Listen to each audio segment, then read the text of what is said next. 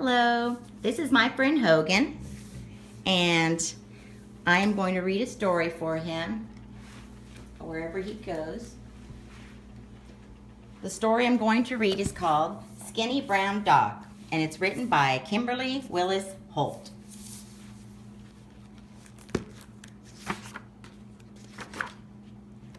Every day, long before the sun came up, Benny the baker walked 2 doors down to his bakery on Harmony Street. He mixed the dough and made bread, cakes, cookies, muffins, and brownies. Miss Patterson especially liked Benny's raspberry muffins and stopped by each afternoon at 2 o'clock to buy one. Whenever a cookie broke, Benny placed the pieces into a box. Once a week, he hung up a sign in his window, "Free Broken Cookie Day." After school, children hurried to the bakery to see if the sign was posted. If it was, they stopped in for a treat. If not, they waved at Benny and headed home. Benny looked forward to Free Broken Cookie Day as much as the children. One afternoon, a skinny brown dog wandered into Benny's bakery. "Sorry, but dogs aren't allowed in my bakery," Benny said as he led the dog outside with a warm piece of pumpernickel bread. He does look thirsty, Benny thought, so he gave the dog a bowl of fresh water.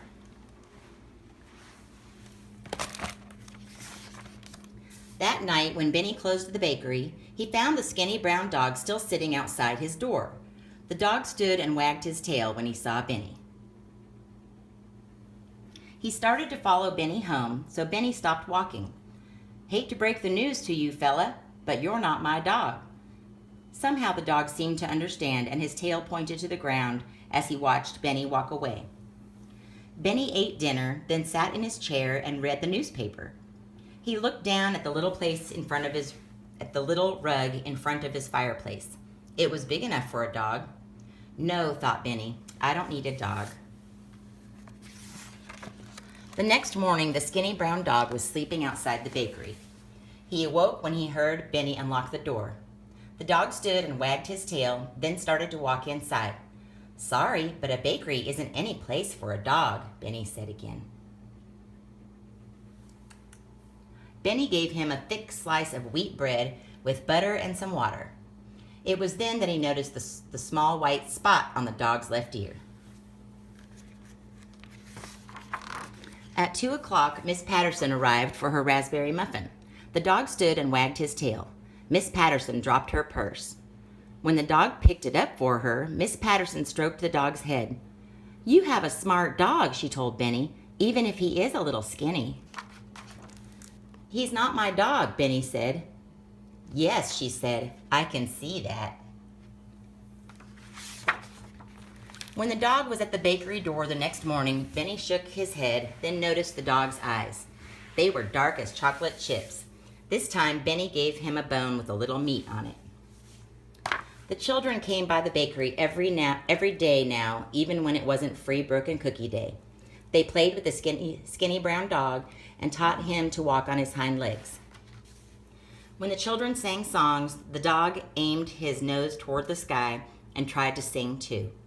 Benny liked having the children around more often.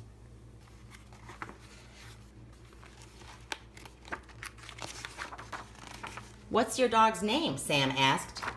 "He's not my dog," Benny said as he slipped the dog a broken gingerbread cookie. "I think his name should be Brownie," said Pete. The other children agreed that Brownie was the perfect name for a skinny brown dog that ate and slept at Benny's bakery. When Miss Patterson stopped at the bakery for her raspberry muffin, she patted Brownie's head and told Benny, "You have a good dog." "He's not my dog," Benny told her every day. And every day Miss Patterson said, "Yes, I can see that." That evening, Benny turned off the bakery light, locked the door, and went home. He wouldn't look at Brownie as he walked away, but Brownie watched Benny until he disappeared into his house. Benny cooked dinner and read the newspaper and tried not to notice the empty spot on the rug. The next day, when it was too early for the children and even for Miss Patterson, Benny climbed a ladder to the very top and reached for a new bag of sugar. On the way down, his foot missed a rung, and he fell to the floor with a big crash. Brownie came to the door right away, but he wouldn't step inside because he knew Benny didn't allow him in the bakery. "Help!" Benny yelled. "Help me, Brownie!" Brownie ran up and down the street barking. People walked by, but no one stopped except Miss Patterson, who was on her way to buy her raspberry muffin. "What's wrong, Brownie?" she asked.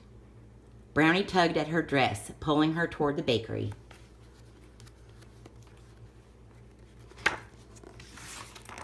When she stepped inside, Miss Patterson saw what was wrong. She rushed over to Benny and called an ambulance. Soon the paramedics arrived. "It looks like you broke your leg," said one.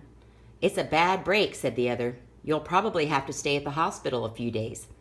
As they carried him to the ambulance, Benny asked Miss Patterson, "Who will take care of Brownie?" "Don't worry," Miss Patterson said. "I'll watch him." Benny had to stay at the hospital for a week. The first day, Miss Patterson and the children came to visit after school. Benny was happy to see them, but he asked, "How is Brownie?" So the next day, the children called Benny's name from outside his hospital window. Benny smiled when he saw Brownie. Brownie wagged his tail when he saw Benny. "Can't they come inside my room?" Benny asked the nurse. "The children may," she said, "but a hospital is no place for a dog." "I don't see the harm in letting in one skinny brown dog," mumbled Benny. "I'm sorry," said the nurse. "Hospital rules." When she saw Brownie twirl on his hind legs, she added, "Smart dog, though." Benny waved out the window and noticed for the first time that Brownie wasn't that skinny anymore. The children began to sing a song. Brownie joined in. "You're a good fella, Brownie," Benny said as the children walked away with the not-so-skinny brown dog that had no home but ate and slept at Benny's bakery. All week the children returned. Sometimes Miss Patterson came too. "I sure miss your raspberry muffins," she told Benny. "We miss free broken cookie day," said the children. "I miss the bakery," said Benny, "especially Brownie." Finally, Saturday arrived and Benny went home. This time, Brownie did too.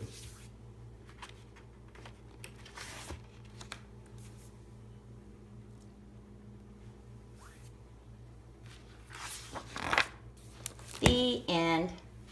Bye, Hogan.